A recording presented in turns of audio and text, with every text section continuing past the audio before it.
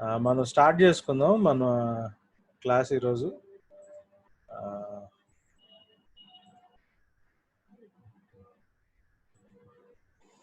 Bible study చేస్తా ఉన్నాం.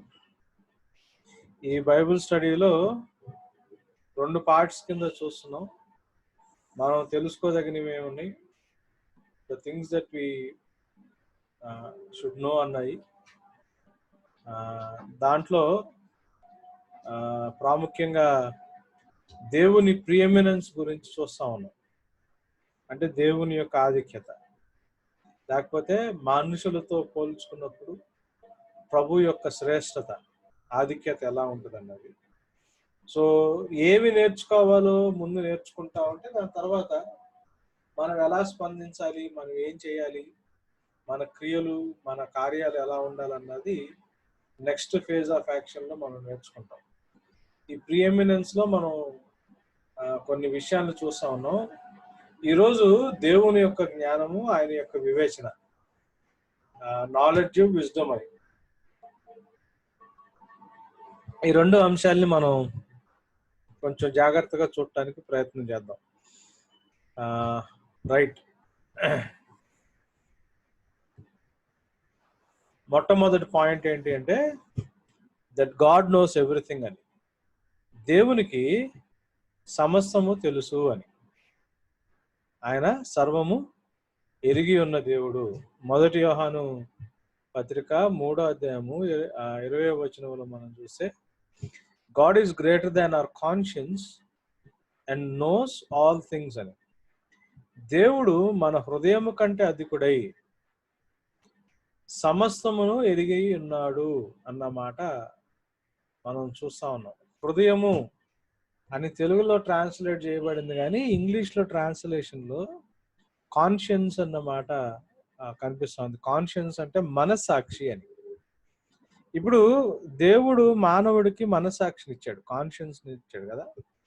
మనస్సాక్షి ఏం చేస్తూ ఉంటుంది అంటే మానవుడికి కంటిన్యూస్గా వాడు ఏం చేస్తున్నాడో, ఏది రైటో ఏది రాంగో ఎలా చేయాలో దానికి సంబంధించిన ఇన్స్ట్రక్షన్స్ మనస్సాక్షి మానవుడికి ఇస్తూ ఉంటాం. సో దేవుడు ఒక ఫ్యాకల్టీని మనలో పెట్టాడు, మనల్ని గైడ్ చేయడానికి, మనల్ని నడిపించడానికి. సో యూజువల్గా మనస్సాక్షికి విషయాలు బోధపడతా ఉంటాయి దేవుని దగ్గర నుంచి. కాకపోతే మానవుడు పాపం వల్ల ఏమైందంటే మనిషి ఈ మనస్సాక్షిని కూడా చెరిపేసుకున్నాడు అని బైబిల్ సెలవిస్తూ ఉంటాం. సో ఎప్పుడైతే మనం ప్రభువులోకి వస్తామో, ప్రభువులోకి వచ్చిన తర్వాత బ్యాప్టిజంలో ప్రభువుని వెంబడించి బ్యాప్టిజం ఎప్పుడైతే మనం తీసుకుంటామో మనం నిర్మలమైన మనస్సాక్షి గలవారముగా మారతాము అని, మన మనస్సాక్షి నిర్మలంగా మార్చబడుతుంది అన్న మాటని మనం బయటం. అయితే ఇక్కడ 1 యోహాను పత్రిక 3వ అధ్యాయము 20వ వచనంలో ఏమని ఉంటుంది అంటే దేవుడు అంట God is greater than hour conscience అంట. మన మనస్సాక్షి కంటే అధికుడై అన్న మాట ఉంది. మన మనస్సాక్షికే బేసికల్గా లెక్క ఎట్లుంటుందంటే మనస్సాక్షి అన్నిటిని గ్రహించగలుగుతుంది. ఏది రైట్ ఏది రాంగ్ అనేది గ్రహించగలుగుతుంది. ఏది రైట్ ఏది రాంగ్ అని డైరెక్ట్ చేయగలుగుతుంది. దాన్ని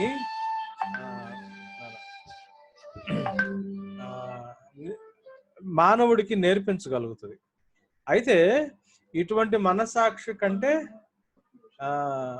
దేవుడు అధికుడై ఉన్నాడు అని ఉంటుంది. సో మనం మన గ్రహింపులో, మన ఆలోచనలో, మన మనస్సాక్షిని బట్టి మనం ఎంతైతే తెలుసుకోగలుగుతామో దానికంటే దేవుడు అధికుడై సమస్తము ఎరిగి ఉన్నవాడు అని. సో మనకేం తోచుద్ది, మన రైట్ ఏమని అనిపిస్తుంది, మనకి కరెక్ట్ అని అనిపించే దానికంటే దేవుడికి ఎక్కువ తెలుసు అని. దాన్ని కరెక్ట్గా అర్థం చేసుకోవాలంటే మనకి కరెక్ట్ అని అనిపించే దానికంటే దేవుడికి ఎక్కువ తెలుసు. మనం గ్రహించుకునే దానికంటే ఎక్కువ తెలుసు. మన మైండ్ పరిమితి ఎంత ఉందో దానికంటే దేవునికి ఎక్కువ తెలుసు అన్న పాయింట్ని మనం అర్థం చేసుకోవాలా. దాని తర్వాత యోబు గ్రంథం 37వ అధ్యాయం 16వ వచనం, ఎలీహు యోబుతో అంటున్న మాటలు అయ్యి. Do you know about the balancing of the clouds, the wondrous activity of him who is perfect in knowledge అన్నాడు. ఆయన ఏమంటాడంటే 16వ వచనంలో, యోబు గ్రంథం 37:16, మేఘములను తేల చేయుటయు పరిపూర్ణ జ్ఞానము గలవాని మహాకార్యములు నీకు తెలియనా అని అంటా ఉన్నాడు. మేఘాల్ని గాలిలో తేలేటట్టు చేసే పరిపూర్ణ జ్ఞానము గలవాని యొక్క మహాకార్యాలు నీకు తెలుసా అంటున్నాడు. సో దేవుని క్రియేషన్ లో మనం చూస్తే చాలా టిపికల్ గా బ్యాలెన్స్ అయి ఉంటది అంతా. ఇప్పుడు భూమి ఒక స్పీడ్ లో తన చుట్టూ దాన్ని తిరుగుతూ ఉంటది, ఇంకొక స్పీడ్ లో సూర్యుని చుట్టూ తిరుగుతూ ఉంటుంది కదా. సో ఆ భూమి తిరిగే స్పీడ్ కొంచెం ఎక్కువైన మానవుడు ఉనికి ప్రాబ్లము, స్పీడ్ కొంచెం తక్కువైన మానవుడు ఉనికి ప్రాబ్లం.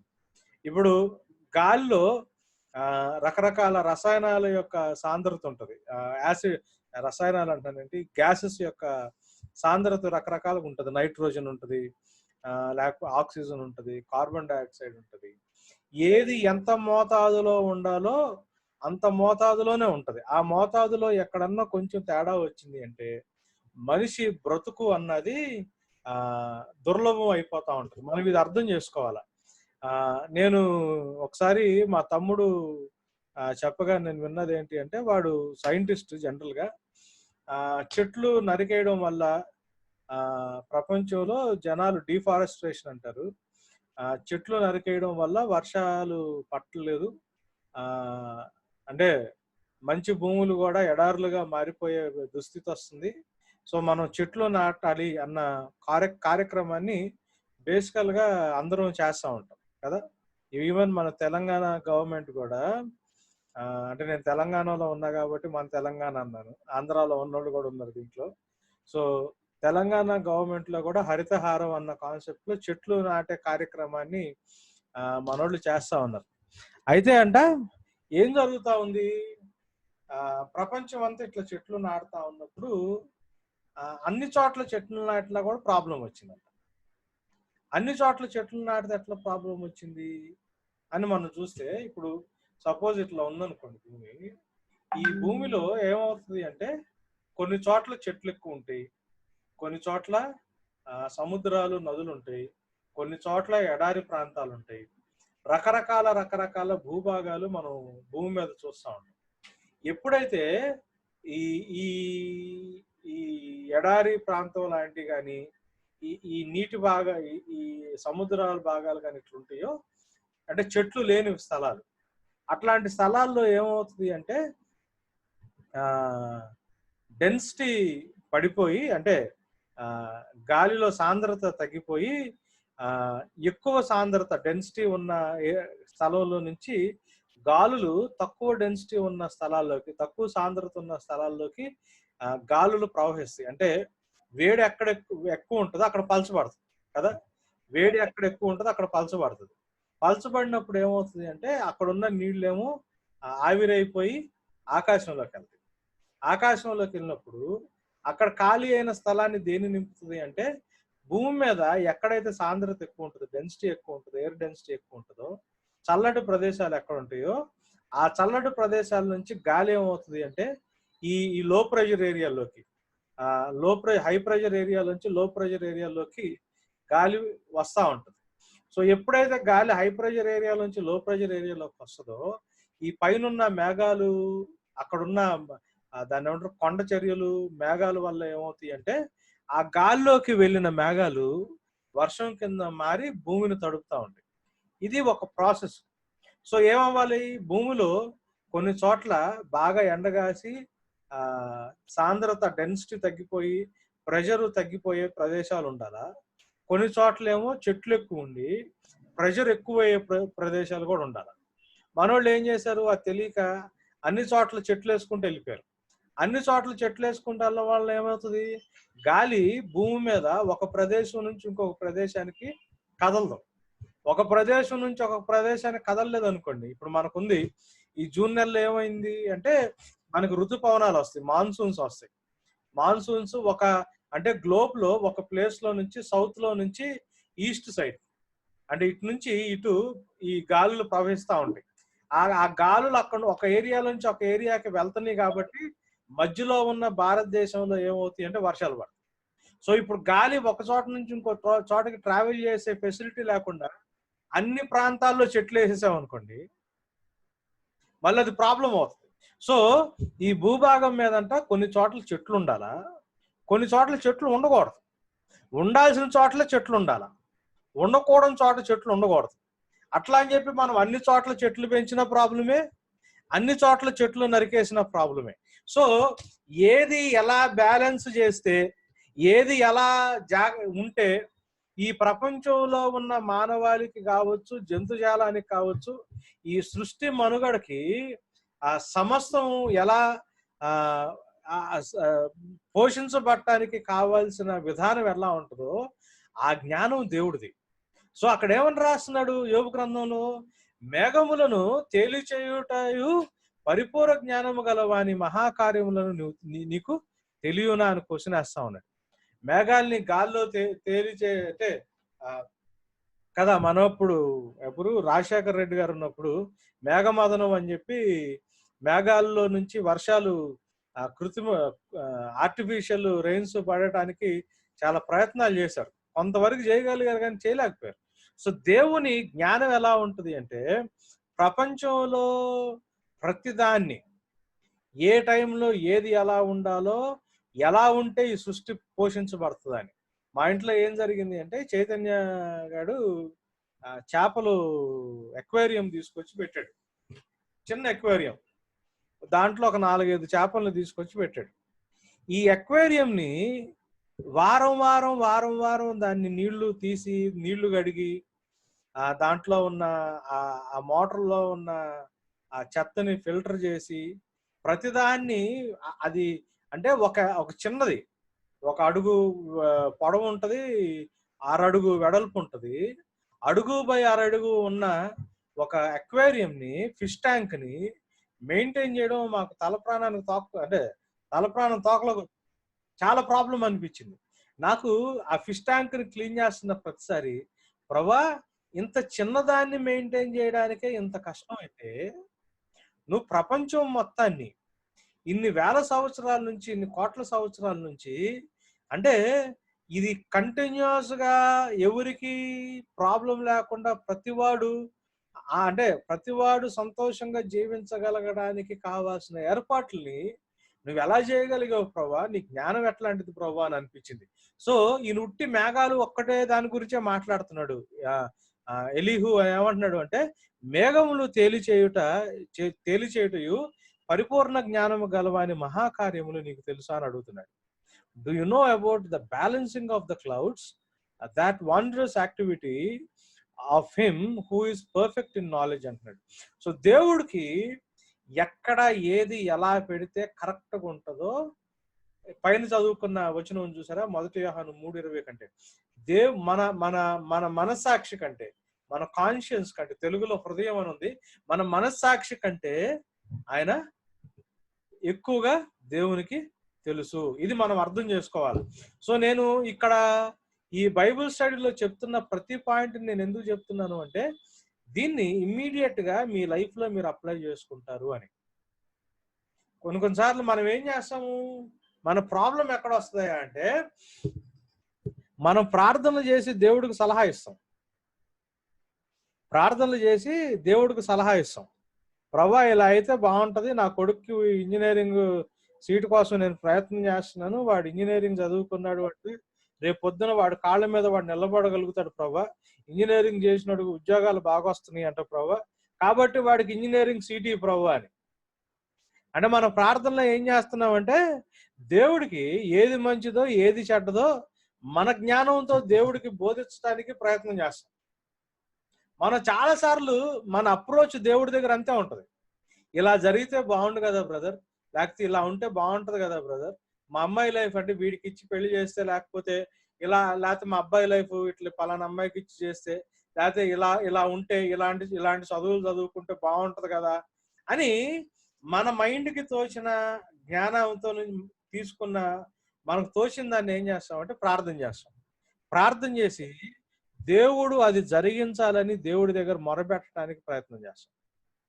ప్రభా, నేను ఒక్క సీటే కదా అడుగుతుంది మా వాడికి, ఈ సంవత్సరం లోపల మా అమ్మాయికి పెళ్ళి అయిపోయేటట్లు చేయి ప్రభా, ఎలా అయినా కదా. ఎంతమంది చేస్తారు అట్లాంటి ప్రార్థనలు? ఈ సంవత్సరం లోపల మళ్ళీ ఏజ్ పెద్దదైపోతుంది ప్రభా మా అమ్మాయిది, ఈ సంవత్సరం లోపల నువ్వు అంటే దేవుడికి కూడా తోచని ఆలోచన మనకున్నట్లుగా మనం భావిస్తాం. సో మన మన ఆత్మీయ జీవితాల్లో, మన స్పిరిచువల్ లైఫ్లో ఈ జ్ఞానాన్ని మనం ఇంప్లిమెంట్ చేయడం చాలా చాలా అవసరం. నీకు ఎంత తోచుద్దో, నీకు ఎంత తెలుసుద్దో, నువ్వు ఎంత గ్రహించగలవో దానికంటే దేవుడు అధికుడు. ఆకాశంలో మేఘాలు తేలటం అన్న కాన్సెప్ట్ ని దేవుడు తీసుకొచ్చి పెట్టాడు. God is so wise. దేవుడు ఉన్న జ్ఞానం మనకంటే చాలా ఎక్కువైంది.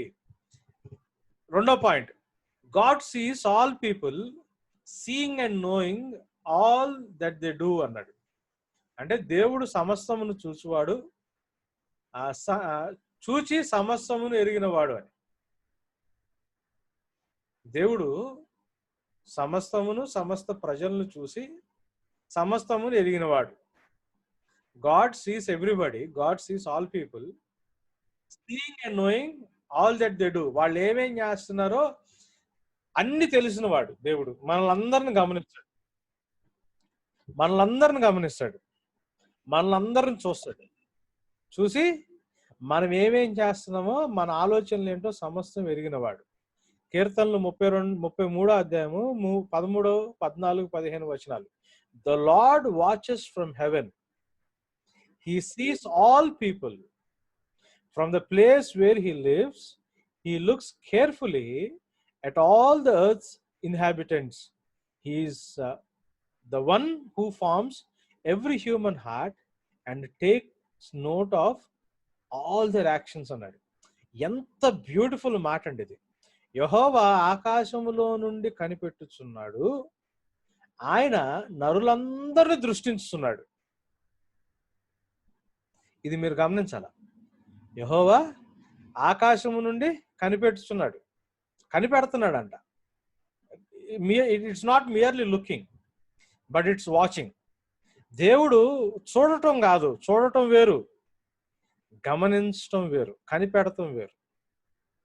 చూడటం అంటే మామూలుగా చూడటం, గమనించటం అంటే చాలా కీన్గా, జాగ్రత్తగా అబ్జర్వ్ చేయడం. కనిపెట్టడం అంటే జాగ్రత్తగా అబ్జర్వ్ చేయడం. యెహోవా ఆకాశంలో నుండి కనిపెట్టుచున్నాడు, ఆయన నరులందరినీ దృష్టించుతున్నాడు. తానున్న నివాస స్థలములో నుండి భూలోక నివాసులందరి వైపు, జాగ్రత్తగా గమనించండి, తానున్న నివాస స్థలంలో నుండి భూలోక నివాసులందరి వైపు, నువ్వు విశ్వాసివా అవిశ్వాసివా అన్నది ఇమ్మెటీరియల్, భూలోక నివాసులందరి వైపు ఆయన చూస్తున్నాడు. ఆయన వారందరి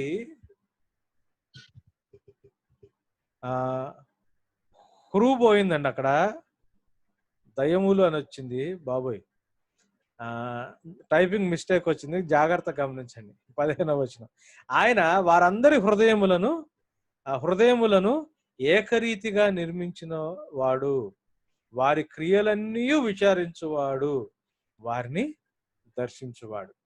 మనందరి హృదయాలు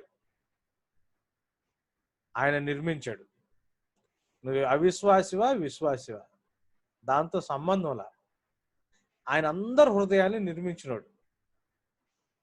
ప్రతి ఒక్కడి క్రియల్ని, వాడు చేసే క్రియలన్నిటినీ విచారించేవాడు, చేసే ప్రతి క్రియని దర్శించేవాడు, చూస్తాడు.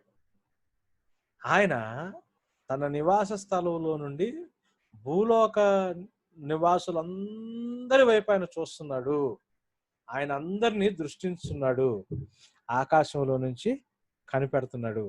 ఇది ఒక రకంగా భయం పుట్టించేదిగా ఉన్న, ఇంకొక రకంగా చాలా ధైర్యాన్ని ఇచ్చే వాక్యం కదా. దేవుడు ప్రతి నిమిషం మనకి ఎన్నిసార్లు ప్రార్థన చేసుకోవడానికి అవుద్దు. మనం ప్రార్థన చేసుకోవడానికి అవ్వినా అవ్వకపోయినా మనం గమనించాల్సింది ఏంటంటే, మీరు పడుకున్నప్పుడైనా, లేచినప్పుడైనా, నిద్రపోతున్నప్పుడైనా, మెలకువగా ఉన్నప్పుడైనా 24 గంటలు దేవుని కనుదృష్టి నిన్ను నన్ను గమనిస్తా ఉంటది. కేవలం గమనించటం కాదు, కనిపెడతా ఉంటది. వీడు ఎట్లాంటి పరిస్థితుల్లో ఉన్నాడు, వీడు ఏం చేస్తున్నాడు, వీడికి అవసరాలు ఏమున్నాయి, వీడి కష్టాలు ఏమున్నాయి, వీడికి కళ్ళు ఏ రకంగా నెత్తికెక్కుతున్నాయి, అన్ని గమనిస్తాడు, అన్ని చూస్తాడు. చూసి పైగా ఏం చేస్తాడు తెలుసా? ఉట్టి చూస్తే సరే పక్కన పెట్టేయండి, ఆయనకి మన గురించి అంతా తెలుసు కదా. ఆయన అందరు హృదయాల్ని నిర్మించినోడు. ప్రతి ఒక్కడి హృదయం దేవుడికి తెలుసు. మన హృదయం మన పక్కన వాళ్ళకి కొంతవరకే తెలుస్తుంది. మనం చెప్పినంత తెలుసుద్ది, లేకపోతే వాళ్ళు గమనించగలిగితే కొంత అర్థం అవుతుంది కదా. కానీ పక్కనోళ్ళు కూడా భార్య భర్త హృదయాన్ని, భర్త భార్య హృదయాన్ని, తల్లిదండ్రులు బిడ్డల హృదయాల్ని, బిడ్డలు తల్లిదండ్రుల హృదయాల్ని తెలియనంతగా కూడా దేవుడు మన హృదయాన్ని గమనించగలడు. ఎందుకంటే దేవుడు దాన్ని నిర్మించిన వాడు.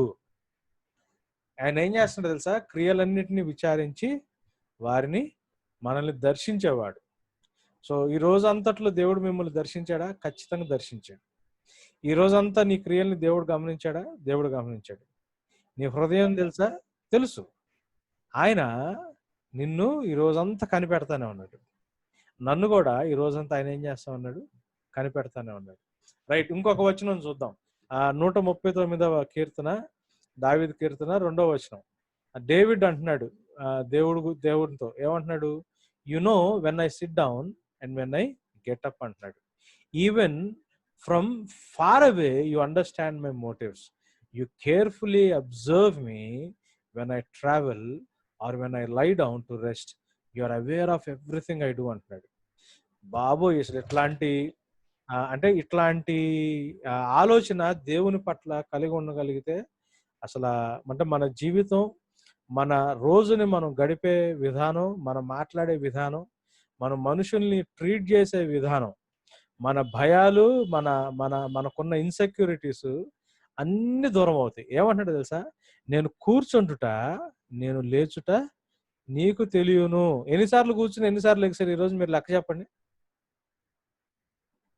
పొద్దున్న నుంచి మీరు ఎన్నిసార్లు కూర్చున్నారో, ఎన్నిసార్లు లెగిసారు? మీరు లెక్క చెప్పండి. మీరు చెప్పలేను, నేను చెప్పలేను, కానీ ప్రభు లెక్క చెప్పగలడు. ఎంత బ్యూటిఫుల్ కదా, ఎంత బ్యూటిఫుల్ కదా. మనం కూర్చోవడం తెలుసు అంట, మనం లెగవడం తెలుసు అంట. ఆయన ఏమంటాడు?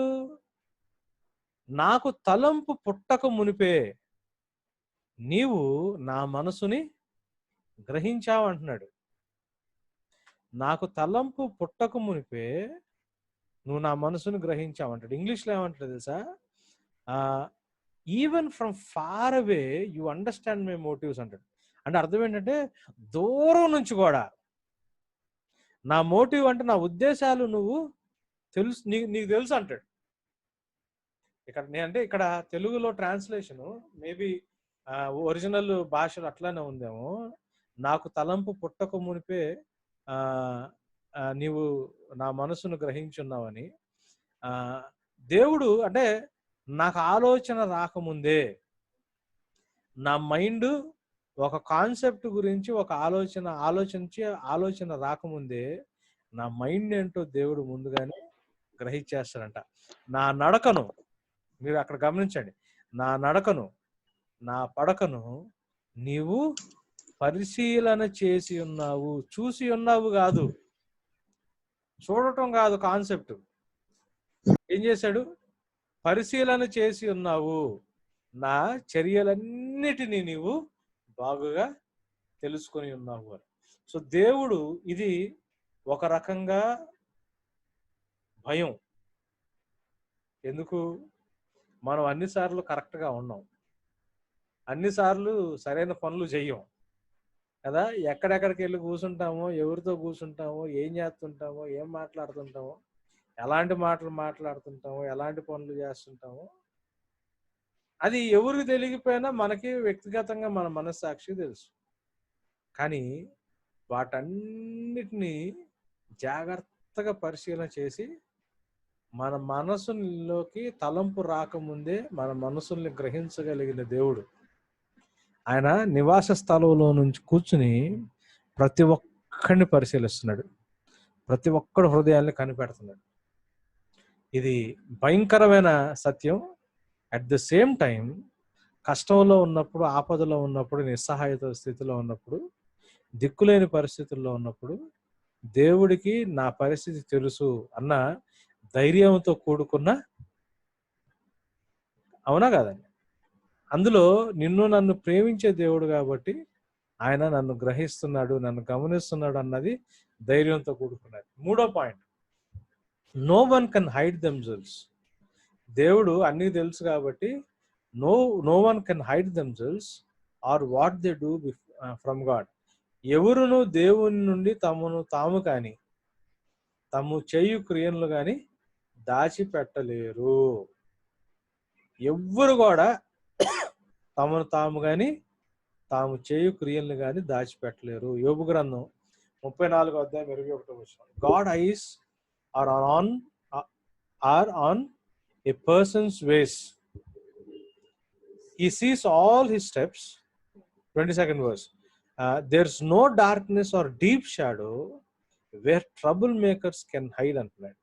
ఆయన దృష్టి నరుల మార్గము మీద నుంచబడి ఉన్నది, ఆయన వారి నడకలన్నీ కనిపెట్టుచున్నాడు. మీరు అక్కడ గమనించండి, అందరూ విశ్వాసులు కాదు, అవిశ్వాసులు కాదు, నరుల మార్గము మీద ఉంచబడి ఉన్నది, ఆయన వారి నడకలన్నీ కనిపెట్టుచున్నాడు. దుష్క్రియలు చేయువారు దాగుకొనుటకు చీకటి అయినను మరణాంధకారమైనది లేదు అంటున్నాడు. చీకటి లేదంట, మరణాపాయమైనది కూడా ఏది లేదంట. అంటే దుష్క్రియలు చేయవారు వారు చేసేది దాచిపెట్టుకోగలిగింది. సో దేవుని నుండి మనం దాచిపెట్టగలిగింది ఏది లేదు. ఇది వ్యక్తిగతంగా మన ప్రతి ఒక్కళ్ళకి వార్నింగ్ లాగా ఇది పనిచేయాలా. దేవుని దగ్గర మనం దాచిపెట్టగలిగింది ఏది లేదు. Right right. ఫోర్త్ పాయింట్ ఏంటి అంటే, God knows all people's hearts and minds. దేవుడు మనుషులందరి హృదయాలను మనసులను ఎరిగినవాడు. ఏమంటున్నాడు? మనసు కాదు, హృదయం కాదు, రెండు తెలిసినాడు. మనసు అంటే మనం రీజన్ చేస్తాం చూసారా, తర్కిస్తాం చూసారా, మన ఆర్గ్యుమెంట్, మన లాజిక్ ఉంటుంది చూసారా, అది మనసులో. మన హృదయం, మన ఫీలింగ్స్ ఉంటాయి చూసారా, మన భావాలు ఉంటాయి చూసారా, మన భావోద్రేకతలు ఉంటాయి చూసారా, అది హృదయం. సో నీ భావోద్రేకాల దగ్గర నుంచి మొదలుకొని నీ యొక్క ఆలోచించే విధానంలో ఉన్న లాజిక్ను కూడా దేవుడు గ్రహించగలడు, ఆయనకు తెలుసు అంటున్నాడు. చూడండి అక్కడ ఏమంటాడు, కీర్తనలు 44:21, God would have known because he knows what is in our hearts అంటున్నాడు. హృదయ రహస్యములు ఎరిగిన దేవుడు ఈ సంగతిని శోధింపక మానునా అంటున్నాడు. హృదయంలో ఉన్న రహస్యాలు మొత్తం, నీకు హృదయంలో ఏ ఫీలింగ్ ఉంటే నువ్వు ఏ లాజిక్ వాడుతున్నావు. కొన్నిసార్లు మనం ఏం చేస్తాము, లాజిక్ వాడి ఏ కాదు అసలు నేను అట్లా అనుకోలేదు, నేను అసలు యాక్చువల్గా ఇట్లా ఆలోచించి నేను ఈ పని చేశాను అని మనం బయటకు మనం కొన్నిసార్లు వేరుగా చెప్పేస్తాం. కానీ లోపల మన ఫీలింగ్ ఏదో ఉంటుంది, ఎవడో అంటే పడదు, వాడంటే కోపం ఉంటుంది, తెలియకుండా ఏదో చేసేస్తాం, కావాలని చేస్తాం, వాడిని ఇబ్బంది పెడతాను. ఏంద్రా ఇట్లా చేసావంటే, అరే నువ్వు అనుకోలేదురా, నేను యాక్చువల్గా నేను ఇంకెవరో అనుకున్నాను, ఇట్లా చేశాను రా అని అంటాం కదా. అంటే హృదయంలో మనకుండే మన భావోద్రేకాలు, మన ఫీలింగ్స్, మైండ్లో మనం ఆలోచించే, మనం అప్లై చేసే లాజిక్, ఈ రెండు తెలిసినోడు ఆయన కదా. ఈ రెండు తెలిసినోడు. కొన్నిసార్లు ఏం చేస్తాం, నిజంగా కోపం వచ్చి ఇంట్లో భార్య మీదో ఎవరి మీదో అరిచేస్తాం. అరిచేసిన తర్వాత అట్లా కాదులేవే, నేను అట్లా అనుకోలేదు, నేను యాక్చువల్గా ఇట్లా అనుకుని, నేను ఎవరో అనుకుని చెప్పి ఇట్లా అన్నాను అని బయటికి ఏదో మనం స్టోరీ చెబుతాం, కహానీ చెబుతాం కదా. ఇది చెప్పినప్పుడు ఏమవుద్ది, ఆ కహానీ చెప్పడానికి మనం వాడిన లాజిక్ అది మైండ్. అసలు యాక్చువల్గా అరవడానికి మన హృదయంలో ఉన్న మన ఫీలింగ్, మన హృదయాన్ని, మన మనసుని, మన హార్ట్ని, మన మైండ్ని రెండిటిని పరిశోధించగలిగిన వాడు దేవుడు. సో మన ఇంట్లో మన భార్య నమ్మేస్తాము, ఇంట్లో భర్త నమ్మేస్తాము మనం చెప్పిన కహాని. కానీ ఎవరికైనా పువ్వు పెట్టగలం, కానీ దేవుడి చెవులో మాత్రం పువ్వు పెట్టలేము. పెట్టాలని కూడా ఎట్టి పరిస్థితుల్లో ఊహించొద్దు. యెహెజ్కేలు గ్రంథం 11వ అధ్యాయం 5వ వచనం. This is what the Lord says, this is what you are thinking, O house of Israel, I know what goes through your minds అన్నాడు. అక్కడేమో కీర్తనలు 44:21 హృదయం గురించి మాట్లాడాడు. యెహెజ్కేలు 11:5 ఏమంటున్నాడు, అంతట యెహోవా ఆత్మ నా మీదకి వచ్చి ఆజ్ఞ ఇచ్చినదేమనగా, నీవు ఈ మాట వారికి తెలియజేయము. యెహోవా సెలవిచ్చు మాట ఇదే, ఇజ్రాయేలులారా, ఇక్కడి నుంచి గమనించండి, ఇజ్రాయేలులారా, మీరు ఇలాగున పలుకుచున్నారే, మీ మనసున పుట్టిన అభిప్రాయాలు నాకు తెలిసే ఉన్నవి అన్నాడు. గమనించండి, బైబిల్లో ఎప్పుడైనా మనసు అంటే మైండ్. సో ఇందాక పైన ఏమన్నాడు, హృదయ రహస్యాలు అన్నాడు. ఇక్కడ ఏమన్నాడు, నీ మనసున పుట్టిన అభిప్రాయాలు నాకు తెలిసే ఉన్నవి అన్నాడు. సో మనం చాలా సార్లు కవరింగ్ ఇస్తాం. అంటే చాలా మంది క్రిస్టియన్స్ కున్న ఇష్యూ, అంటే క్రిస్టియన్స్ అనే చాలా మందికి ఉండే ఇష్యూ, క్రిస్టియన్స్ పెద్దగా హ్యాండిల్ చేసి మార్చుకోని ఇష్యూ ఏంటి తెలుసా, మనం కోపం వచ్చుద్ది, కోపంలో ఏదో చేస్తాం, కానీ దాన్ని ఏదో ఒక రకం కవర్ చేసుకోవడానికి ప్రయత్నం చేస్తాం, కవరింగ్ ఇస్తూ ఉంటాం. కవరింగ్లు మీరు బయటకి ఇవ్వచ్చేమో కానీ, నేను బయటకి ఇవ్వచ్చేమో కానీ, మీ కవరింగ్ల వెనకాల మీ అభిప్రాయం ఏంటో దేవుడికి, నా వెనకాల ఉన్న అభిప్రాయం ఏంటో దేవుడికి ఖచ్చితంగా తెలుసు. సో నీ హృదయాన్ని ఎరిగినవాడు నీ మనసుని ఎరిగినవాడు, నీ హార్ట్ ఏంటో తెలుసు, నీ మైండ్ ఏంటో తెలుసు, నీ ఎమోషనల్ స్టేటస్ ఏంటో తెలుసు, నువ్వు అప్లై చేసే లాజిక్ ఏంటో దేవుడికి, నీ ఆర్గ్యుమెంట్ వెనకాల నీ ఒపీనియన్ ఏంటో దేవుడికి తెలుసు. ఇది చాలా జాగ్రత్తగా మనం గమనించుకోవాల్సిన విషయం. 5వ point, God knows the future. ఇయే కాదు, వీటన్నిటితో పాటు దేవుడు భవిష్యత్తును ఎరిగిన వాడు అని. భవిష్యత్తును ఎరిగిన వాడు. మనం ఏం చేయబోతున్నాం ఇప్పుడు ఈ మాటలు చెప్పి మనం పైకి వచ్చి ఏదో చెబుతాం ఇంట్లో, అక్కడ కాదులే డాడీ నేను ఇక్కడికి వెళ్తున్నానని చెబుతాం. మనం ఏదో లాజిక్ అప్లై చేసి అబద్ధం చెబుతాం, తర్వాత మనం ఏదో చేద్దాం అని అనుకుంటాం. కానీ దేవుడి దగ్గర కుదరదు. ఆయన భవిష్యత్తు కూడా ఎరిగినవాడు. యెషయా గ్రంథం 46:10లో దేవుడు ఇజ్రాయెల్ జనాంగంతో అంటున్న మాట ఏంటంటే, from the beginning I revealed the end అంటున్నాడు. From the beginning I revealed the end అంటున్నాడు. From long ago I told you things that had not yet happened, saying my plan will stand and I will do everything I intended to do అంటున్నాడు. నా ఆలోచనలు నిలుచుననియు నా చిత్తమంతయు నెరవేర్చుకొందుననియు చెప్పుకొనుచు ఆది నుండి నేనే కలుగబో వాటిని తెలియజేసి ఉన్నాను అంటున్నాడు. మీరు జాగ్రత్తగా గమనించండి. నా ఆలోచన నిలుచుననియు నా చిత్తమంతయు నెరవేర్చుకొందుననియు చెప్పుకొనుచు ఆది నుండి నేనే కలుగబోవు వాటిని తెలియజేయుచున్నాను. జరగబోయే వాటిని నేను మీకు తెలియజేస్తున్నా. పూర్వకాలము నుండి నేనే ఇంకా జరుగు వాటిని తెలియజేయుచున్నాను. పూర్వకాలం నుండి, మొదటి నుండి జరగాల్సి, అంటే నేను ప్రతి అంతాన్ని ఎండ్ని నేను రివీల్ చేస్తా ఉన్నా, లేకపోతే జరుగుబాటిని ప్రతిదాన్ని నేను తెలియజేస్తున్నాను. సో దేవునికి కరుమరుగైంది ఏదీ లేదు. రవిగాడు పుట్టినరోజునే, రవిగాడి జీవితాన్ని చివరి రోజు కూడా చూడగలిగిన వాడు దేవుడు. రవిగాడి యొక్క అంతం చూడగలిగిన వాడు దేవుడు. తల్లి గర్భంలో నన్ను రూపొందించక ముందే ఆయన నా జీవితం మొత్తాన్ని స్టడీ చేయగలిగిన సమర్థుడు ఆయన. సో ఈరోజు నేనేదో తెలివిగల్లోనని, నేనేదో జ్ఞానాన్ని సంపాదించానని, నేనేదో ఒక పొజిషన్కి వచ్చానని నేను నా సొంత తెలివిని నేను ఉపయోగించడానికి నేను ప్రయత్నం చేస్తే ఎవరి దగ్గరైనా పప్పు ఉడుకుద్దేమో కానీ దేవుడి దగ్గర పప్పులు అసలు ఉడకవు. ఆయన చెవులో మనం పువ్వు పెట్టలేము. దేవుడికి సమస్తము తెలుసు. 6వ point, God has incredible wisdom అన్నాడు. తెలుగులో మితిలేని అని ఉంది.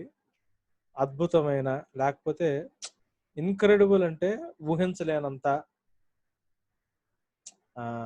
లేకపోతే సూపర్ అంటారు చూసారా, మనం గ్రహించలేనంత, మనం పట్టలేనంత. దేవుడు అద్భుతమైన, లేకపోతే మితిలేని జ్ఞానము గలవాడు. కీర్తనలు 147వ అధ్యాయం 5వ వచనం, our Lord is great and has awesome power, there is no limit to his wisdom. మితిలేని అంటే దానికి పరిమితులు లేవు అని. మన ప్రభువు గొప్పవాడు, ఆయన అధిక శక్తి గలవాడు, ఆయన జ్ఞానమునకు మితి లేదు, పరిమితులు లేవు, లిమిటేషన్స్ లేవు. ఎంత తెలుసు అంటే నాకు కొంతవరకే తెలుసు. బైబిల్ ఎంత తెలుసు? కొంతవరకు తెలుసు. దేవుడి గురించి ఎంత తెలుసు? కొంతవరకు తెలుసు. కంప్యూటర్స్ ఎంత తెలుసు? కొంతవరకు తెలుసు. సౌండ్ గురించి ఎంత తెలుసు? కొంతవరకు తెలుసు. అంతే కదా. ఒక్కొక్క వ్యక్తి వైపు చూపిస్తే వాళ్ళ గురించి తెలుసు అంటే కొంతవరకు తెలుసు. కానీ దేని విషయంలో అయినా మితి లేకుండా జ్ఞానం కలిగిన వాడు దేవుడు. సో ఏ వ్యక్తి గురించి అయినా, ఏ పరిస్థితి గురించి అయినా, ఏ ఇష్యూ గురించి అయినా, ప్రభా నీకు తెలుసా అంటే ఆయనకు తెలుసు. ఎంత తెలుసు అంటే మితి లేనంతగా తెలుసు. మితి లేనంతగా తెలుసు. ఇప్పుడు కోవిడ్ ఉంది. కోవిడ్కి మందు కనుక్కోవడానికి, వ్యాక్సిన్ కనుక్కోవడానికి మనకి జ్ఞానం లేదు. మన మన మన పరిమితిలో లేదు. ప్రయత్నం చేస్తున్నాం. కానీ దేవుడికి లెక్కలో అయితే మితి లేకుండా దేవుడికి దీని గురించి తెలుసు. ఎందుకంటే అన్నిటికీ సృష్టికర్త దేవుడే కాబట్టి. రైట్. 7వ point, God's knowledge and wisdom is far superior to that of people beyond our comprehension అన్నాడు. దేవుని బుద్ధి జ్ఞానములు మనుషుల కంటే అత్యధికముగాను మన గ్రహింపుకు అందనంతగా ఉన్నవి అని. దేవుని బుద్ధి జ్ఞానాలు మనుషుల కంటే అత్యధికముగాను మన గ్రహింపుకు అందనంతగా ఉన్నాయి. యెషయా గ్రంథం 40వ అధ్యాయం 13, 14 వచనాలు, 28వ వచనం. 13, 14, 28. Who has known the mind of the Lord, or been able to give him advice? Whom did he ask for help? Who taught him the right way? Who taught him the knowledge? Taught him knowledge and showed him the way to understanding. No one can understand how great his wisdom is అన్నాడు. తెలుగులో చదవడానికి ప్రయత్నం చేద్దాం. ఏమన్నాడు? యెహోవా ఆత్మకు నేర్పిన వాడెవరు? యెహోవా ఆత్మకు నేర్పిన వాడెవడు? ఆయనకు మంత్రి అయి ఆయనకు బోధపరిచిన వాడెవడు? ఎవని యొద్ద ఆయన ఆలోచన అడిగెను, ఆయనకు వివేకము కలుగు చేసిన వాడెవడు? ఆయన ఎవరి దగ్గర ఆలోచన అడిగాడు? ఆయనకి ఎవరు వివేకం కలుగు చేశాడు? ఆయనకి బోధ చేసినోడు ఎవరు? ఆయనకి నేర్పించిన వాడెవడు? న్యాయ మార్గమును గూర్చి ఆయనకు నేర్పిన వాడెవడు? ఆయనకు జ్ఞానము అభ్యసింపజేసిన వాడెవడు? ఆయనకు బుద్ధి మార్గం బోధించిన వాడెవడు అని ఏమంటాడు అంటే, ఆయన జ్ఞానమును శోధించుట అసాధ్యము అన్నాడు. ఆయన జ్ఞానమును శోధించుట అసాధ్యము. సో ఎప్పుడు కూడా దేవుని ముందు మన సొంత ఆలోచనలు పెట్టడానికి దయచేసి ప్రయత్నం చేయొద్దు. ప్రభా, నువ్వు వాక్యం చేయలో చెప్పావు కదా ప్రభా, ఇలా చేస్తానన్నావు కదా ప్రభా, నువ్వు చెయ్యవేంది ప్రభా, ఇలా చేయి ప్రభా అని చెప్పి కొన్నిసార్లు మనం కూడా వాక్యాన్ని దేవుడికి చూపిస్తా దేవుడికి సలహా ఇవ్వడానికి చాలా సార్లు మన ప్రేయర్లు ప్రయత్నం చేస్తుంటాము. మన పిల్లలంటే మనకు చాలా ఇష్టం, మన ఇంట్లో వాళ్ళు అంటే మనకు చాలా ఇష్టం, లేకపోతే మన ఉద్యోగం అంటే మనకు చాలా అవసరం. అయినంత మాత్రాన నీ కూతురు ఎట్లుండాలో, నీ కొడుకు ఎట్లుండాలో, మీ ఆయన ఎట్లుండాలో, నీ పరిస్థితులు ఎట్లుండాలో, నీ ఉద్యోగం ఎట్లుండాలో, ఏం చేయాలో, దేవుడు ఎప్పుడు పని చేయాలో, ఎవరితో పని చేయాలో, మీ బాస్తో ఎట్లా మాట్లాడాలో, మీ ఆయనతో ఎట్లా మాట్లాడాలో, మీ అమ్మాయితో ఎట్లా మాట్లాడాలో, మీ అబ్బాయి, ఇవన్నీ మనం దేవుడికి ఎట్లా చెప్తాం? దేవుడికి నేర్పించగలిగినోడు, బోధించగలిగినోడు, ఆ దేవుడికి వివేకం కలుగు చేసినోడు, ఆయనకి అభ్యసనం అంటే ఆయనకు బుద్ధిని బోధించగలిగిన వాళ్ళు అన్నది సృష్టిలో అసలు ఎవరి దగ్గర లేదు. సమస్తం ఎరిగిన దేవుడు, he knows everything, nobody can teach him. ఆయన అండర్స్టాండింగ్ అన్నది, ఆయన విజ్డమ్ అన్నది మానవుడి యొక్క గ్రహింపుకి అతీతమైనది. సో ఎప్పుడైనా దీన్ని దృష్టిలో పెట్టుకుని, అంటే ఈరోజు చెప్తున్న ప్రతి పాయింట్ని దృష్టిలో పెట్టుకుని దేవుని ముందు ప్రార్థన చేసేటప్పుడు సరిగ్గా ప్రార్థన చేయడానికి ప్రయత్నం చేద్దాం. 8వ point, God can take away worldly wisdom. ఇప్పుడు ఆయనకి ఎంత ఉందో అదొక్కటే కాదు, బైబిల్ ఏం చెప్తుందంటే దేవుడు లోక జ్ఞానాన్ని అంట నిరర్ధకం కూడా చేయగలంట.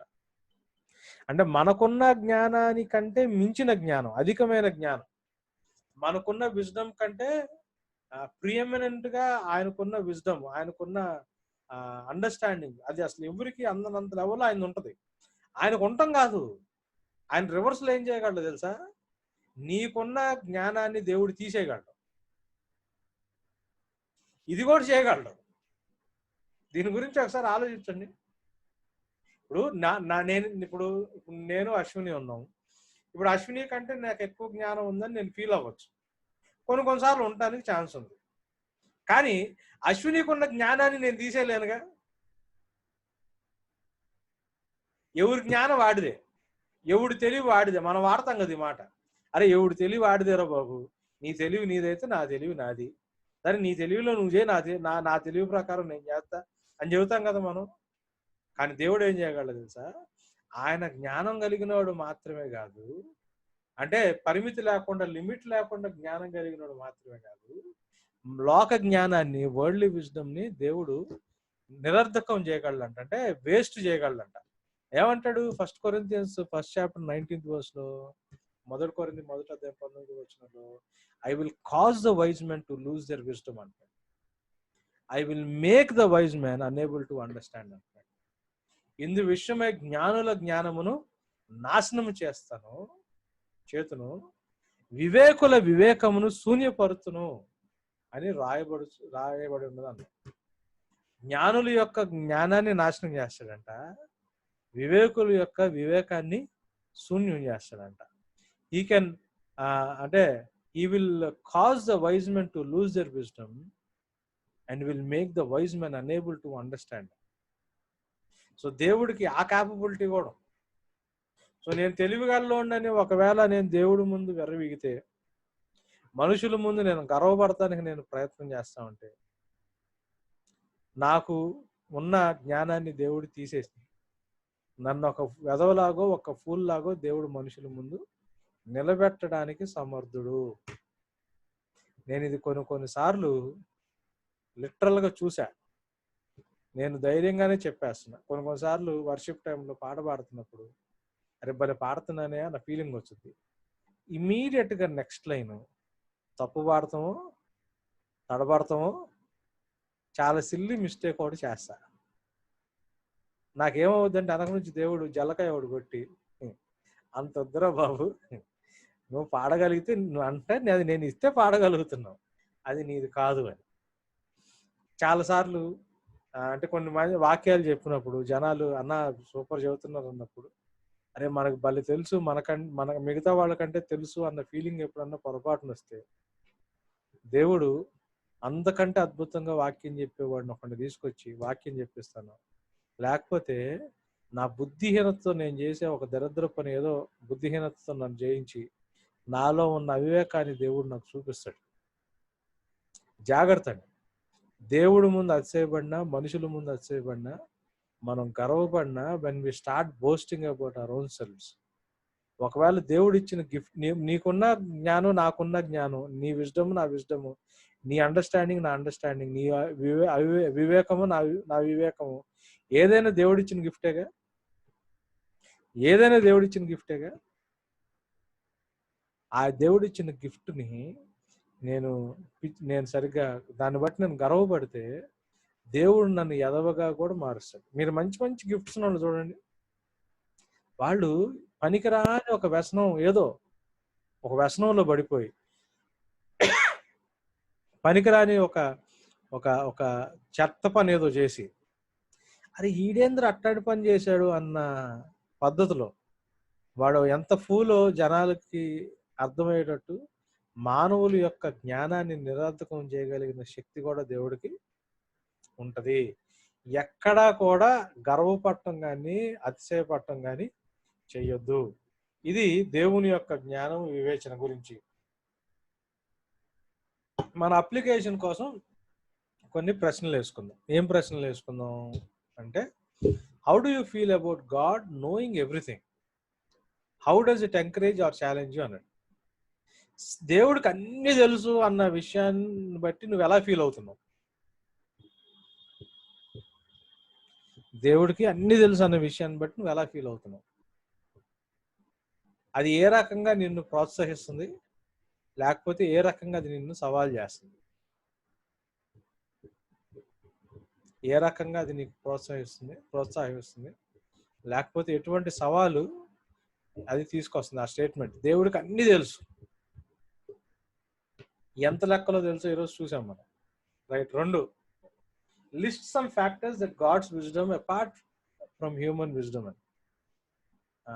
Okay, list some factors that set God's wisdom apart from human wisdom.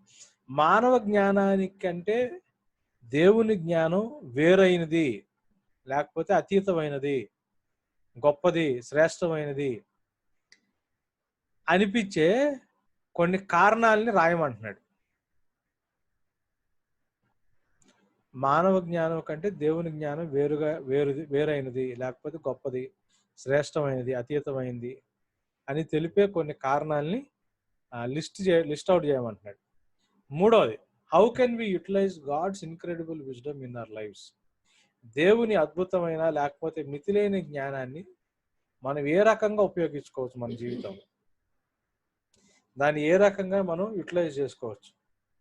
దేవుని యొక్క మితిలేని అద్భుతమైన జ్ఞానాన్ని మనం ఏ రకంగా దాన్ని ఉపయోగించుకోవచ్చు మన జీవితంలో? సో ఇది ఈరోజు కాన్సెప్ట్. సో దీన్ని మన ప్రాక్టికల్ క్రిస్టియన్ లైఫ్లో దీన్ని అప్లై చేసుకుని మనం దీన్ని మన ప్రేయర్ లైఫ్లో కావచ్చు, మన దాన్ని ఏమంటారు, దేవుడి మీద ఆధారపడే విషయాల్లో కావచ్చు,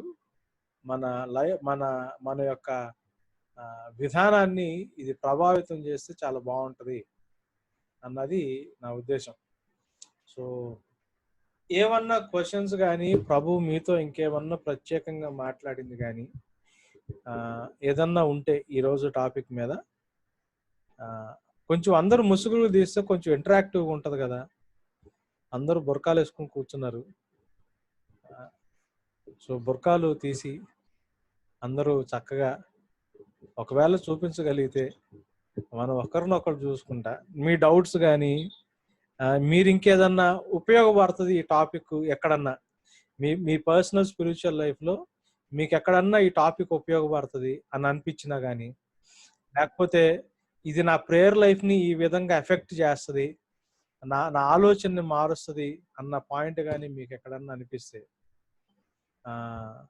అది కొంచెం షేర్ చేసుకుంటే మిగతా వాళ్ళకి ఎంకరేజింగ్గా యూస్ఫుల్గా ఉంటుంది.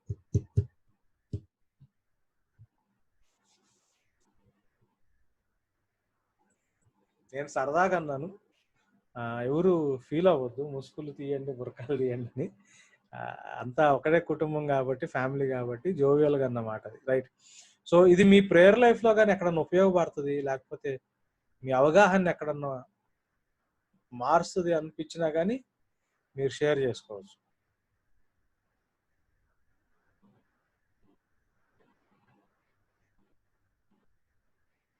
ఏమన్నా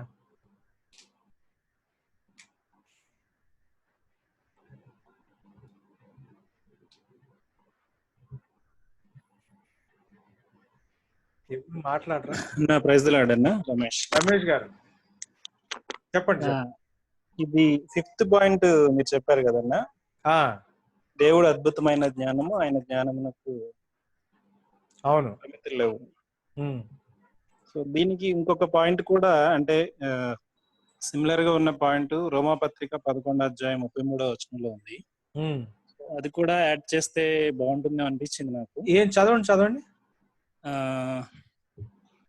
ఆహా, దేవుని బుద్ధి జ్ఞానముల బాహుళ్యము ఎంతో గంభీరము, ఆయన తీర్పులు శోధింపనెంతో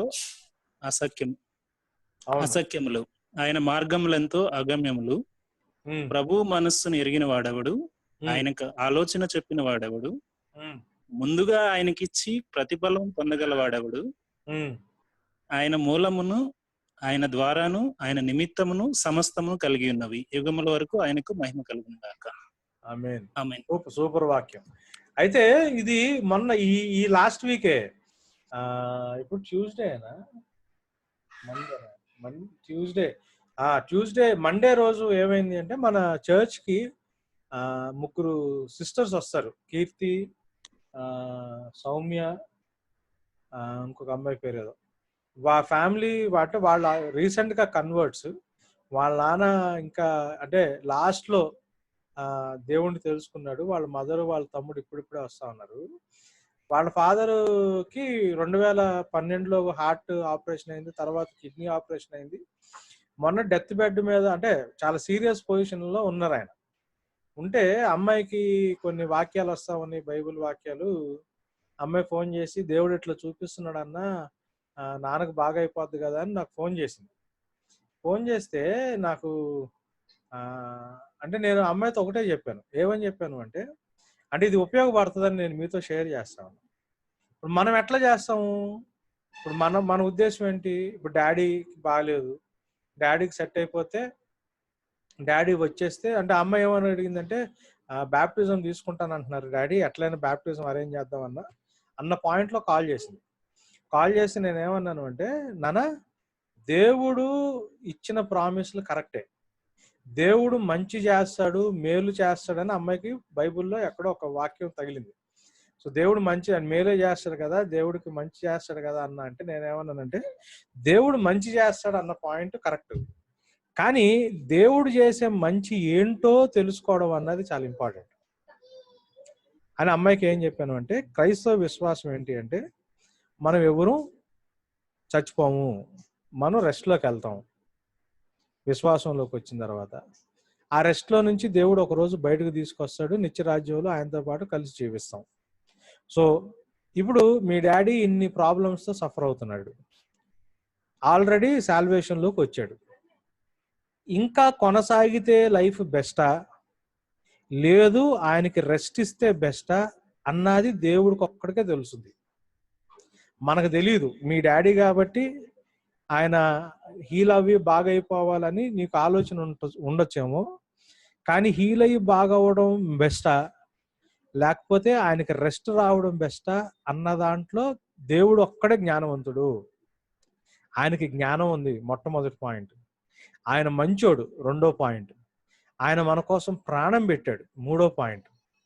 ఆయన మనల్లో ఎవరు నశించుకోకూడదు అని చెప్పి చిత్తం కలిగి ఉన్నాడు, నాలుగో పాయింట్. సో దేవుడు మనకి మేలు చేసేవాడు, ఐదో పాయింట్. ఇవన్నిటినీ నువ్వు దృష్టిలో పెట్టుకుని దేవుడు మీ డాడీని ఖచ్చితంగా హీల్ చేస్తాడు, హీల్ చేసి మేలు చేస్తాడు అన్న పాయింట్ని కాకుండా మా డాడీకి ఏది మంచిదో అది చేస్తాడు అన్న పాయింట్లో అక్కడ నమ్ము దేవుణ్ణి. స్వస్థపరుస్తాడని నమ్మొద్దు. స్వస్థత అవసరమైతే స్వస్థపరుస్తాడు, రెస్ట్ అవసరమైతే మీ డాడీకి రెస్ట్ ఇస్తాడు అని నమ్ము. ఏది చేసినా గానీ దేవుడు తన జ్ఞానంతో చేస్తాడు, దేవుడు చేసింది నాకు మంచిది అని నమ్ము అని నేను ఎందుకు ఆ అమ్మాయికి చెప్పాను. ఆ రోజు నైటే 1:20కి వాళ్ళ ఫాదర్ చనిపోయారు. నాకు పొద్దున్నే అంటే నైట్ 2:30కి మెసేజ్ పెట్టింది, అన్న డాడీకి దేవుడు రెస్ట్ ఇచ్చాడు అని. నాకు ఎంత అంటే అది లేకపోయినట్టయితే ఆ అమ్మాయికి, అంటే వాళ్ళు దేవుళ్ళు ఇప్పుడిప్పుడే బలపడుతున్నారు. ఒక అమ్మాయి వాళ్ళ చివరి చెల్లి మన క్లాస్కి కూడా వస్తూ ఉంటుంది, బీడీసీఎల్ క్లాసెస్. ఇప్పుడు దేవుడు వాళ్ళ పట్ల కార్యం చేయలేదు అని ఒక రాంగ్ థాట్లోకి వెళ్ళిపోయే ప్రమాదం ఉండేది. ఆ రోజు నాకు కొంచెం టైర్డ్గా ఉన్నా కానీ నేను ఎందుకో చాలాసేపు కూర్చొని మాట్లాడే అమ్మాయితో. సో మనం కూడా అదే గుర్తుపెట్టుకోవాలి. ఇప్పుడు అదే లైఫ్ ఇవ్వడం మంచిదా, రెస్ట్ ఇవ్వడం మంచిదా ఆ వ్యక్తికి? అది మనకంటే, అంటే మనం మహా అయితే ప్రేమిస్తాం మన పిల్లల్ని కావచ్చు, మన తల్లిదండ్రులు కావచ్చు, కానీ వాళ్ళ కోసం ప్రాణం పెట్టినోడు దేవుడు. వాళ్ళ కోసం తన కొడుకుని సిలువ మీద బలివ్వడానికి వెనుదీయని వాడు దేవుడు. ఆయన మంచి దేవుడు, ఏ ఆత్మ నశించిపోకూడదని ఆలోచించేవాడు, నిత్యరాజ్యంలో అందరూ ఆయనతో పాటు జీవించాలని, తనకున్న స్వాస్థ్యంలో పాలు పంపులు పొందుకోవాలని ఆశపడేవాడు. ఇటువంటి లక్షణాలు ఉన్న దేవుడు, ఇప్పుడు మనం చదువుకున్నాం చూసారా, ఇంత జ్ఞానం కలిగిన దేవుడు, ఇంత తెలిసిన దేవుడు, నిశ్చయముగా కరెక్ట్ ఏదే పైగా ఏంటి, ఆయన నమ్మకస్తుడు కదా. రైచియస్ అన్న విషయం మనం నేర్చుకుంటా ఉన్నాం గాస్పల్స్ దీంట్లో. గాడ్ ఈజ్ నీతి కలిగిన వాడు, అంటే నమ్మదగిన వాడు. సో నమ్మదగిన వాడు, మంచివాడు, పరిశుద్ధుడు, ఇన్ని లక్షణాలు ఉన్న దేవుడు, ఎంత జ్ఞానం ఉన్న దేవుడు మంచే చేస్తాడు. కొన్నిసార్లు ఆ మంచి నాకు అర్థం కాకపోవచ్చు, నాకు అది మంచిలాగా అనిపించకపోవచ్చు, కానీ దేవుడు మంచే చేస్తాడు అని దేవుడిని నమ్మగలగడం, అది ఇంపార్టెంట్. సో నేను అది ఎప్పుడైతే చెప్పానో, అమ్మాయి వాళ్ళ ఫాదర్ ఆ రోజు నైట్ చనిపోయాడు, ఆ మెసేజ్ పెట్టగానే అరే ఆ వాక్యం చదవటం మంచిదైంది కదా. నేను వాళ్ళ ఫాదర్ని బాడీని చూడటానికి వెళ్ళినప్పుడు అమ్మాయి ఏమంటుందంటే ఇదే మాట చెప్తుంది, అన్న మీరు చెప్పినట్టే డాడీకి రెస్ట్ అవసరం అని దేవుడు కనిపించినట్టుంది. మేము ఎందుకో మీరు చెప్పిన తర్వాత, నేను ఎన్ని గంటలకు ఫోన్ చేసింది అమ్మాయి నాకు, 10:15కి ఫోన్ చేసింది. 10:15 నుంచి 11:30 దాకా మాట్లాడాను నైట్. ఆయన 1:30కి చచ్చిపోయాడు. 11:30 నుంచి 12:30 దాకా వాళ్ళ అమ్మకు చెప్పిందంట కూర్చోబెట్టి. వాళ్ళ అమ్మ కూడా ధైర్యంగా ఉంది, డాడీకి రెస్ట్ అవసరం అని అర్థమైందన్న, దేవుడు రెస్ట్ ఇచ్చాడు, ఇది మాకు అర్థమైంది అని చాలా ధైర్యంగా ఉన్నారు ఆ బాడీ దగ్గర చూడటానికి వెళ్ళినప్పుడు. ప్రభుకి స్తోత్రం చెప్పుకుంటూ వచ్చా, ప్రభా నువ్వు ఆ రోజు ఎంత మంచి ఆలోచన ఇచ్చావు. సో మనం దేవుని మీద ఆధారపడేటప్పుడు దేవుని గుణగణాలని అర్థం చేసుకుని దేవుడి మీద ఆధారపడటం అన్నది చాలా ఇంపార్టెంట్. సో రమేష్ బాబు గారు చాలా థ్యాంక్ యూ, చాలా మంచి. అబ్సల్యూట్లీ అన్న, ఈ పాయింట్ చదివిన తర్వాత అసలు ఆయన చెప్తున్నప్పుడు ప్రభు మనసును ఎరిగిన వాడెవడు, ఆయనకు ఆలోచన చెప్పిన వాడెవడు, ముందుగా ఆయనకిచ్చి ప్రతిఫలం పొందగలవాడెవడు. అసలు ఇంకా మనం ఆలోచించొద్దు అన్న స్థాయిలో అక్కడ పెట్టేస్తున్నాడు దేవుడి గురించి మనం ఎక్కువ. ఇంకా అవును అవును, చదువుతుంటేనే నాకు వాళ్ళు. సో మనం ఏం చేయాలి అంటే దీన్ని కాన్స్టెంట్ గా మైండ్ లో పెట్టుకో. ఒకవేళ రక్షణ లేకపోతే అని, అంటే రక్షణ లేకపోతే అని డౌట్ ఒకళ్ళు అడిగారు. రక్షణ లేకపోయినా కానీ ఒక మనిషికి ఎన్ని అవకాశాలు అయితే ఇవ్వాలో దేవుడు తన జ్ఞానంలో ఖచ్చితంగా నిశ్చయంగా అన్ని అవకాశాలు అయితే దేవుడు ఇవ్వకుండా ఎవరిని తీసుకెళ్ళడు. ఎందుకంటే ప్రతి ఒక్కరి లైఫ్ దేవుడికి ఇంపార్టెంట్. ప్రతి ఒక్కరి కొరకు ఆయన సిలువ మీద ప్రాణం పెట్టినాడు. ప్రతి ఒక్కళ్ళు అని ఆయన నిత్యరాజ్యంలో ఆయనతో పాటు ఉండాలని మనకంటే ఎక్కువగా ఆశించే దేవుడు. వాళ్ళకి ఎంత టైం ఇస్తే కరెక్ట్ ఆయన జ్ఞానాన్ని బట్టి డిసైడ్ చేసుకోగలిగే దేవుడు. సో మనం అట్లా దేవుని గుణగణాలను బట్టి దేవుని మీద ఆనుకోవడం మనం నేర్చుకోవాలి. రైట్, కొంతమంది ఫాస్ట్గా వెళ్ళిపోతా ఉన్నారు, టైమింగ్కి వచ్చి టైమింగ్కి వెళ్తున్నట్టున్నారు. నేను ఒక చిన్న అమెండ్మెంట్ ఏం చేద్దాం అనుకుంటున్నాను అంటే, అందరికీ ఆఫీసెస్ స్టార్ట్ అయిపోయినాయి, అందరు వెళ్ళొస్తున్నారు. సో మనం ఎవ్రీ వెన్స్డే పెట్టుకుందామండి. అంటే ఏమో లేదు, క్లమ్జీ అయిపోతా ఉంది. ఆఫీసులకి వెళ్ళొచ్చి ట్యూస్డే కూర్చుని, వెన్స్డే కూర్చుని, మళ్ళీ ఫ్రైడే పిల్లలతో కూర్చోబెట్టి, సండే మళ్ళీ మందు పెట్టుకుని. సో నెక్స్ట్ వీక్ నుంచి అంటే మనకు లాక్డౌన్ తీసేశారు కాబట్టి అందరికి రెగ్యులర్ వర్క్స్ స్టార్ట్ అయిపోయినాయి కాబట్టి నెక్స్ట్ వీక్ నుంచి ఎవ్రీ వెన్స్డే మనం బైబిల్ స్టడీ చేసుకుందాం, ఇట్లా ఆన్లైన్ బైబిల్ స్టడీ. సో అది ఒక్కటి కొంచెం గమనించండి. ఒప్పుకుంటారా ఒప్పుకోరా? ఏం లేదు, అందరికీ వర్క్ లోడ్ మళ్ళీ స్టార్ట్ అయిపోయింది. అందరు పనులకు వెళ్ళిపోతున్నారు, జాబ్స్కి వెళ్ళిపోతున్నారు. అందులో చర్చెస్ కూడా స్టార్ట్ అవుతాయి కొన్ని చోట్ల. అంటే మన చర్చ్ గురించి కూడా నేను మీకు చెప్తా ఉన్నాను. ఏంటి అంటే పరిస్థితులు రైట్